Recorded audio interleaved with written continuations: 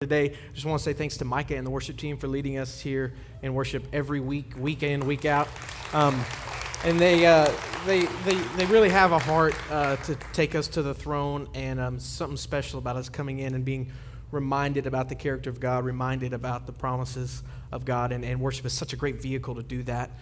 We're continuing in a series that we've been doing for a couple of weeks called Animated, where we're trying to find truths in these movies that have really shaped many of us, these movies that we can share as families, these movies that we have a lot of commonality between, and really the rationale behind it is to give us eyes to see so that we can become exegeters of culture. We can pick things that are happening in the culture and interpret that in light of the gospel. That's why we're doing it. And so we want to be able to say these are the messages that are coming across the screens of our kiddos and the young people around us and our families, and we want to interpret that in light of Jesus. And so we're to be people that are seeking and looking for truth in everything: music, art, film, life, whatever it might be. And this is just an avenue that we're going to do that with. And so the first week we looked at Wall-E, and then the next week was Up. That was last week, right? Wow, that was a week ago. Okay, interesting. And then, was I in here last week?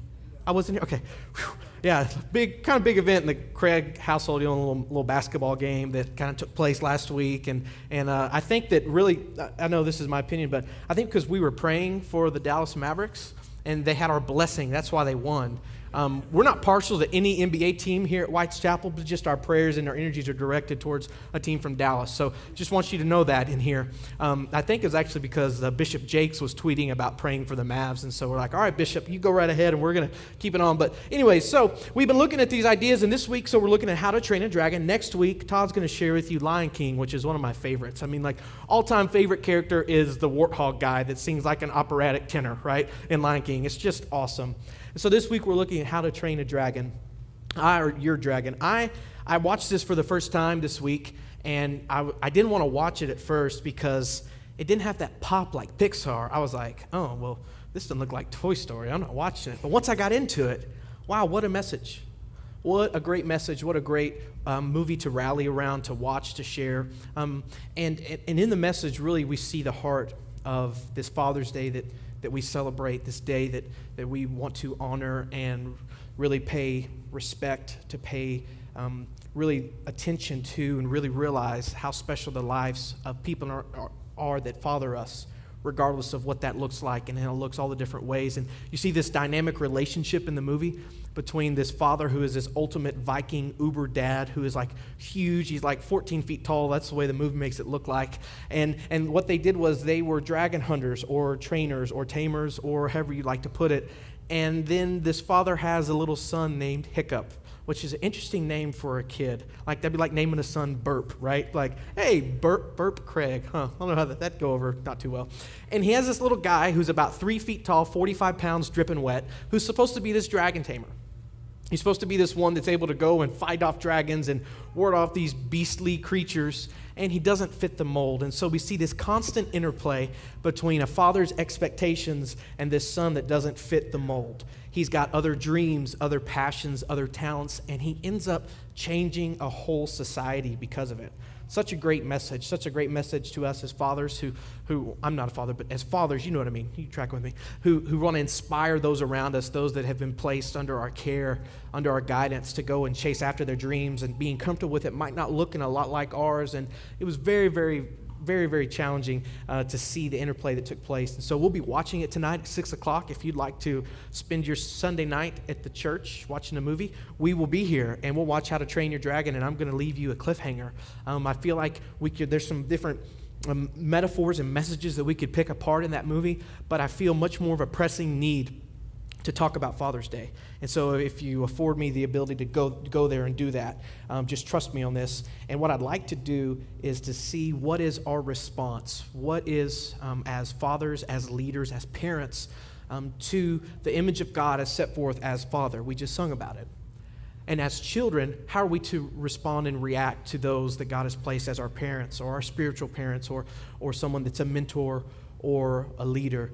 When a little boy was asked about Father's Day, he said, yeah, Father's Day is a lot like Mother's Day, except I don't have to spend as much on the gifts, right? Isn't that the truth? I mean, Mother's Day, you have this kind of like hint and nudge and maybe even a list of things that you know you need to get. And I never understand when I'm married one day that you're supposed to buy gifts for your wife on Mother's Day.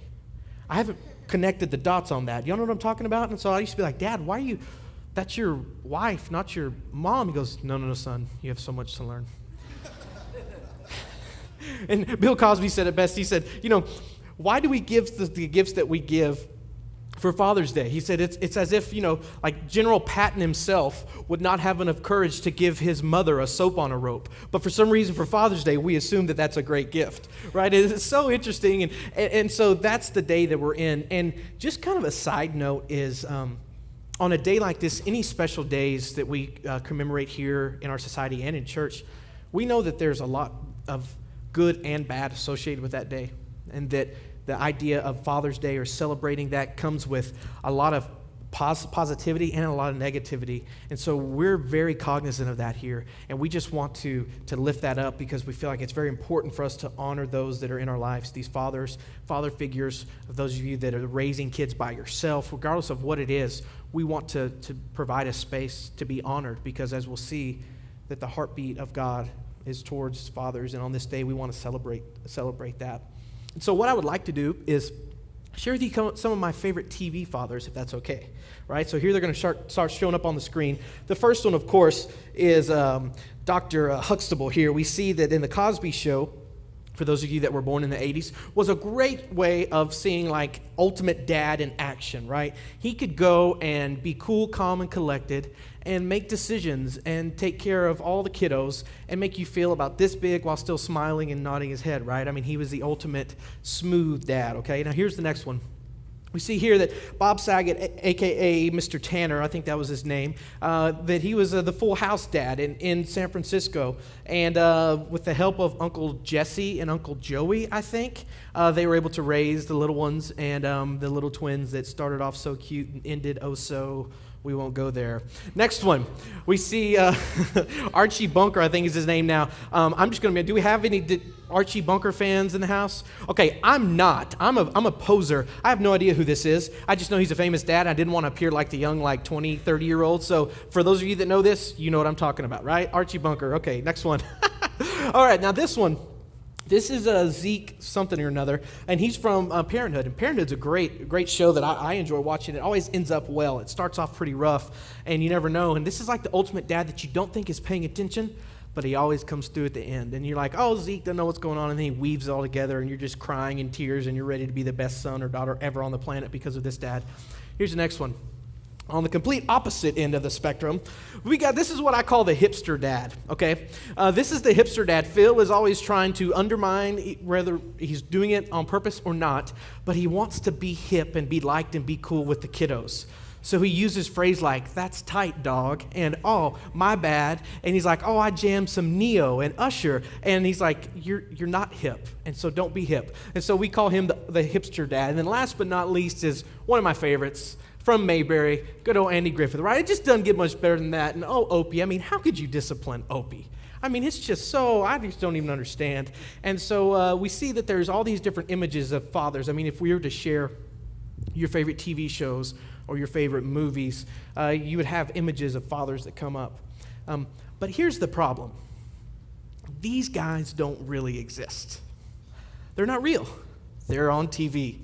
And as we see them and see the way they would handle situations, and it's like they're perfect and they never don't have the right answer, and it all works out in the end, this image is ingrained in us and it doesn't really exist.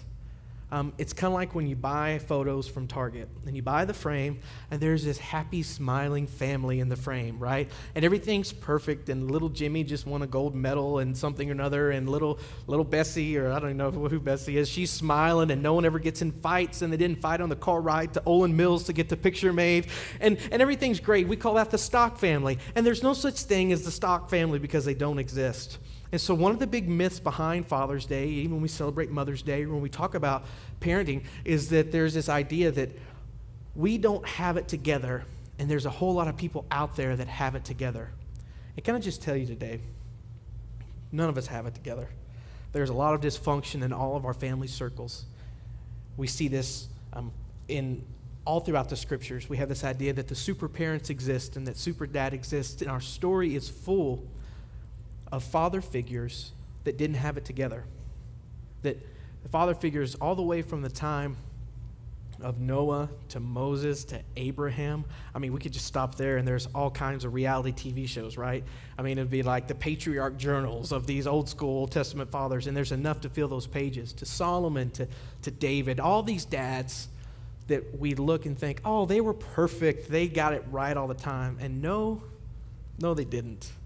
And we're in good company with them in our parenting journey and in our childrening journey. Is childrening a word? Childrening. Parenthood, childrenhood. Childrenhood a word? Childrenhood, right? And so what I'd like to do today is, I don't know much about fathering because I'm not a dad, but I've been a son for 30 years. And so I'd like to share with you kind of a perspective from a son. My dad's here today, and so we want to say Happy Father's Day, Dad. He's somewhere on this side. You can get blinded up here. And my best friend, Micah, he's been a dad for a year and 2 months, 3 months or so, and so I'm kind of torn between these two worlds, and so I'm learning. I didn't know the whole diaper thing was involved in the fatherhood thing, and then I get to see about it now that I'm 30. Like I called my dad the other day for directions, and last week at church I asked him for $1. So it's kind of this interesting world here. It's like help me out and I'm learning. So we're going to look at it, and what I want to do is to address a question. That I have in the scriptures is that why is God portrayed throughout the Old Testament and the New Testament as Father? What are the implications of that imagery? What are the goods and the bads? Why, of all the different ways that God could express himself, do we see page after page of God being this Father? And how can we reframe or maybe reclaim that image as God as this perfect heavenly Father? Because our various interactions with different father figures in our lives, different parents, different role models, can bring some baggage and some things we can bring to that image. And I'd like, hopefully, for some of us to be able to redeem that image today. And then to challenge us on this day as children and as parents to see what does it mean for us to really honor one another. And so that's my hope, and we can do that. So throughout the scriptures, God is seen as Father. This idea is portrayed in Psalm 68:5. We see this verse that's going to come up. It really frames it. And the psalmist said that a father to the fatherless, a defender of widow, is God in his holy dwelling.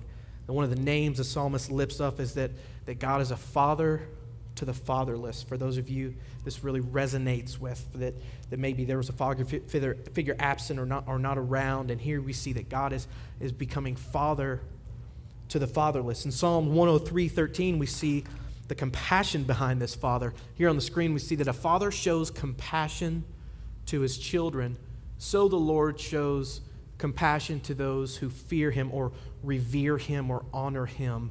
That this father it's a father to the fatherless, that it's a compassionate father. Jesus says again around Luke chapter 7, he says that who of you being evil, you would give good gifts to your children. Like if your kid asked for a fish, you wouldn't give him a snake, which that would be cruel, right? I mean, snakes are just awful. But how much your heavenly Father who loves you gives good gifts to those who ask him. Another time, Jesus was kind of questioned by the disciples, and they said, Lord, we want you to, how do we pray? Teach us how to pray. And he reframes the prayer language from this God that was far off and distant, who they thought was going to smite them with lightning bolts and smiters and all that stuff, right? He says, this is how you should pray. Our Father, who art in heaven. And so this language and this imagery of God as Father is one that really God picked and chose to be one of the ways that we connected with him. God as Father. And so what comes to mind when we think about God is one of the most important things about us. That our version of God, or the image of God, who we think about God's character, has ramifications for how we live out our daily lives. If you think that God is mad at you, then that's really going to change how you relate to him. If you think that God is disappointed in you, that's really going to change how you relate to him. And so seeing God as this loving Father who loves us, who is compassionate, who's even a father to the fatherless. The psalmist says that he is slow to anger, that he's rich in love. Reframing our image of God changes everything about how we relate to God. That word Abba was a word that changed everything. And they're not just a great band, by the way. That this Abba Aramaic term was one that if you to go to Jerusalem today, you would see little guys and little gals that they would call their father Abba. Very interesting that this takes place. And so here, this creator of the whole world, this God who considered to be wholly other, way out there, Jesus reframes and says, no. You approach God as daddy. Very interesting. Very interesting. And so what does this mean for us as children, as parents, as fathers, as mentors, as father figures, as mothers? What does it mean that since God is framed as this loving father, this parental image, what change does it have on us now? The Proverbs say, one of the book in the Proverbs, it says this, that children, you hear the instruction of your father, that he is the wisdom of God speaking to you. Whoa. That we see this image and this tie-in taken a step further, that now your father is seen as this image of God speaking into you. Wow, talk about a calling right there, dads. Parents, think about that. I mean, like, I am not just a dad, and I'm just not like a layover for 18 years until they find a better gig, right? I mean, like, I am the wisdom of God speaking into my children. Quite the tall order. And so I want to share with you something. While I'm not have experience being a father, being with students for about 10 years, I'm able to see an interesting dynamic. And I've got blackmail on some of you parents that you might just not know about. And so I'm going to try to keep those intentions where you like don't reveal the secrets of the parents, but then you don't like reveal the secrets of the kids, even though I end up revealing them each time anyways. But either way, but I want to find there's this formula we see in Ephesians that's going to challenge us both as children and as parents. And I want to show it to you. So it's in chapter 6, verse 1 through 4. This is the Message translation. I really like the way it gets to it on this. It says, children, do what your parents tell you. Some of you are like, amen, let's go home. All right.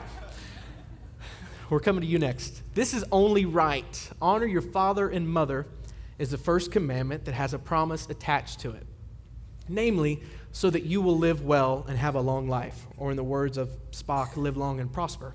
And this is quoted from Exodus 20. Here, Paul's quoting this. And then we see fathers. Do not exasperate your children by coming down hard on them. Take them by the hand and lead them in the way of the master. So here there's responsibility for the child and for the parent, specifically the father in this context. We see that this is written in a Roman context around first century, and there the fathers had this absolute authority where they were able to farm out their children to be slaves. They were able to change. They could make them work in the fields. They can impose all types of penalties on them. And so Paul is treading into some pretty tough waters here by saying that children, you're to honor your parents. And so the people at this time, the children that were reading this, are like, so my dad, who's my slave owner, I'm supposed to honor them. And then he says, you fathers, you're not supposed to exasperate. You're not supposed to make your children lose heart. And so it's this tension. So children, it's very important for us to honor our father and our mother, or our parents that are put in our place, our spiritual parents, our adopted parents, whatever it might be, to honor them. My parents used to hang this over my head. They're like, son, you know the only commandment of the 10 that's attached with the promise is honor your father and mother. A Sunday school teacher was teaching this passage one time, and one of the mischievous boys, he answered, he said, so I guess this means I better do what my parents tell me or they are liable to kill me. Interesting interpretation, right? Hope none of you do that today. That's a whole other thing. We get in a lot of trouble. And so this idea of honoring our parents, honoring those that have provided for us, that have taken care of us, that I've set an example, that have attempted great things and to go great lengths in our parenting. Gary Smalley says this about honor, which I think is one of the great words of our society. It says that honor is a decision we make to place high value, worth, and importance on another person by viewing that person as a priceless gift and granting him or her a position in our lives worthy of great respect. To grant this person a position in our lives worthy of great respect. The children, this is what we're to do. We're to honor our parents. Now, the flip side, and when these two are working together, this creates the dynamic that I think God intended. And so as children, we're seeking to honor our parents. And then parents, we're seeking to be honorable.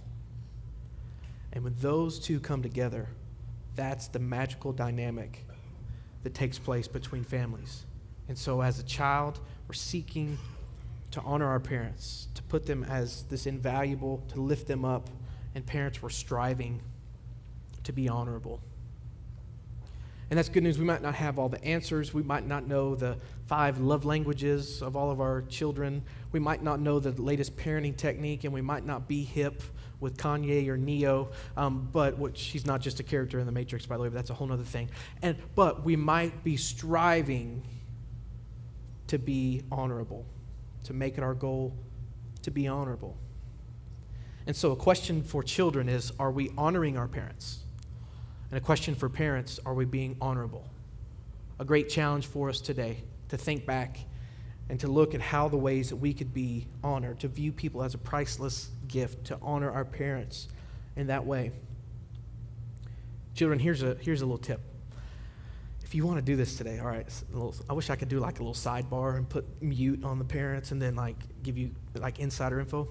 Today, if you go to lunch or brunch or second breakfast, if you're a hobbit, or dinner, whatever it might be, if you go to one of these places, maybe it's the family gathering, or it might look unconventional or different.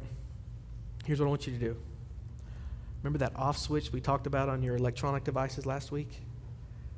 Turn your phone off at lunch today.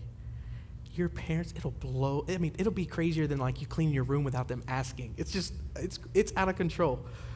Turn it off. Go unplugged, go dark. Like I'm going rogue today or in stealth mode, right? And they can't contact you. You don't get text messages. Facebook is not going to like die. The stock market's not going to crash. All these things, and just try that today. Look for ways that you can honor. A good prayer to pray is God, help me honor my parents. Show me how I can do that.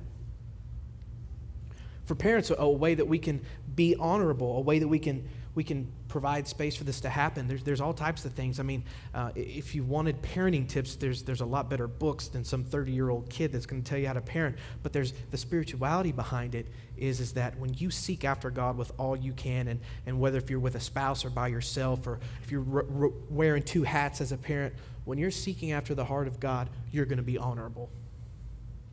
When you're seeking to follow the will of God and trying to live that out, you will, by nature, you'll be honorable.